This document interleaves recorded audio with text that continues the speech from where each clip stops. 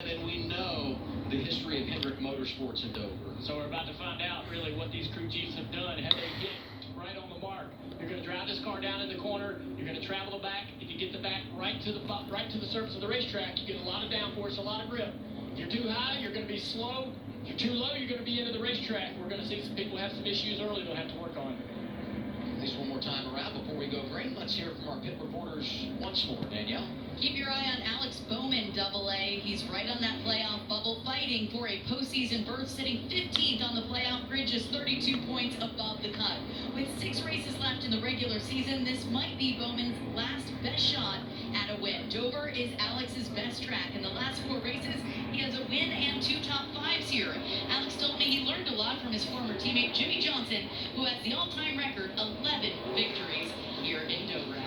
You know, a lot of us see Joey Logano still as a young guy, but today is his start number 600 of his career. And the 3-time champ has done a lot in his career, but he's never won here at Dover. So interesting. I asked his crew chief, Paul Wolf, about that, and he was humble about it. He says, we have the driver. We've never given him the car to do it. Again, we keep talking about the unknowns. They brought a different little setup here because they just haven't given him the right stuff. They're trying something new today, trying to get that first win for Joey Logano here and start number 600, Marty. Alan, over the years, the 19 team has been fantastic here at Dover with Martin Truex Jr. behind the wheel. When I talked to Chase Briscoe yesterday, he told me, I'm very well aware of how good this race team has been here. And he said, honestly, it adds a little pressure to me. I know the team will deliver the setup that I need to be able to win the race. Can I deliver as a driver? He knows how good Truex was here at Dover. Can Briscoe back it up today here at the Monster Mile?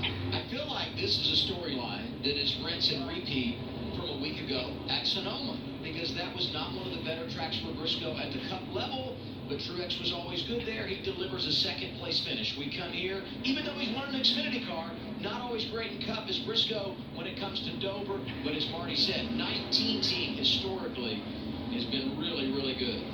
Another Toyota up there in the top 10, Tyler Reddick, starting 4th today. Always good here at Dover. Got a great crew. Think about smart, take advantage of different things, pick it off one at a time on the track or on the pit road. Looking forward to a good day with you guys. I love all the pep talks. Let me just add one more ingredient to the mix here.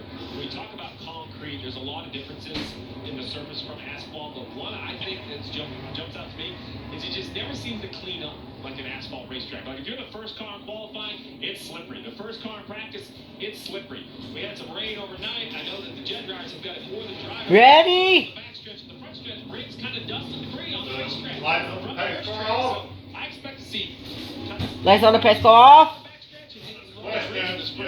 Yes. Yeah, tire wear is going to be pretty heavy. I think for the entire first stage, we're going to have an opportunity to probably get some tires on the cars early. But then again, you'll have a long run to the finish of the stage. You'll have to manage tire wear, and you'll be sort of anxious or want to go to the top groove, the middle groove to find grip, find speed. As the track rubbers up, that rubber actually gets tight, slow, slick. So you want to get out of that to find more grip, but you're also increasing tire wear when you're outside of the groove as well. So you got to really manage it this first stint of the race. Now, what's SVG do? First time in a Cup car starting in row 3, he can't tiptoe into one. Just hold your line and what's the challenge ahead? Whoa, like the fireworks. Oh, see that? Let's do it. Let's do it. Lights on the pace car is finally off. Pace car's in. You ready? Are you ready? I'm ready. Here they come. Here they come. Are you ready? Are you ready? Ready? Green flag is out. Boogity, boogity, boogity. Let's go racing that. The Monster Mile. Yeah.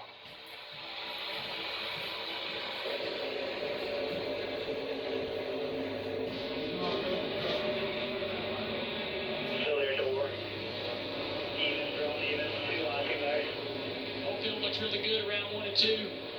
Saw Bubba Wallace still top of 3 wide, trying to take a few spots earlier in turn 1 and 2. The 45 are ready, diving down to the bottom groove, getting in line there. Bell shoots up to 3rd, and it's Chase Briscoe who jumps in front of Chase Elliott for the race lead. SVG doing a great job right here, just managing, being smooth, going to give up a spot to the 71 McDowell. Logano's got to continue to push the issue. A little bit of a block further back. Legacy teammates, the 42 and the 43. Oh, checked it up from the 34 on corner entry. Todd Gilliland slow into the corner. Everybody had to react. There's not a lot of room here for 3 wide. It's pretty wide in the corners, but very narrow on corner entry. Gilliland backs out. I love that idea. Yeah, that 34 feels a little uncomfortable, I believe. He's a little timid on entry to the corner. A lot of drivers in the Xfinity race yesterday screamed about how loose this racetrack felt compared to last year. Wondering what the drivers are dealing with now. 38, Zane Smith. Truck Series win here for him. 28th as he tries to pick up a spot. Driving to the inside of Nemechek.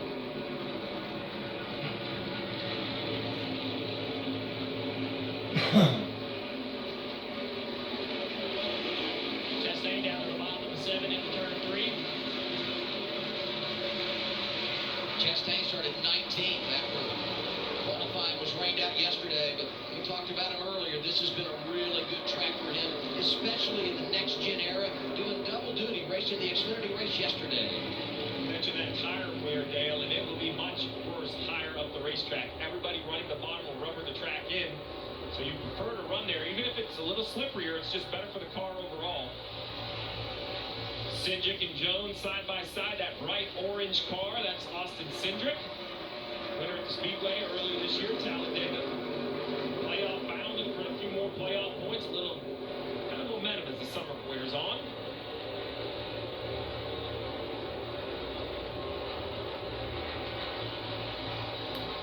Hey, talk about Cindric, a driver that has not found a lot of fruit since that win at Talladega back in the springtime.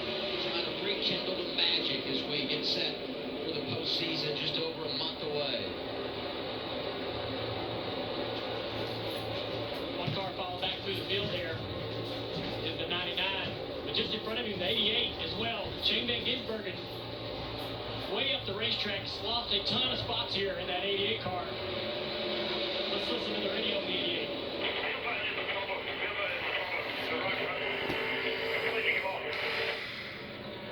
Right front completely gone, so obviously what we're seeing is the car's tight. Drives down the corner, doesn't want to turn.